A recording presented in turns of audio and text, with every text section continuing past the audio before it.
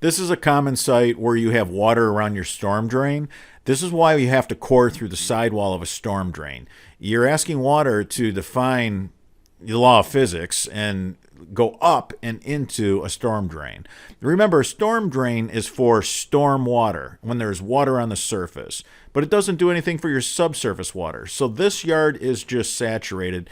Now, these big, beautiful outdoor living spaces that we build, they don't take in any water. They're hardscape. They're either concrete, brick pavers, so they shed all this water. They're non-permeable, and then our green belts get narrower.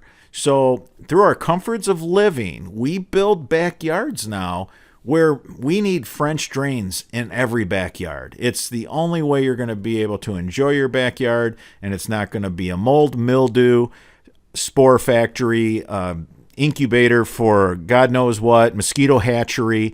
So I think we need French drains in every backyard in America, and we're going to dry up America 1 yard at a time. All right, everybody, until that next video.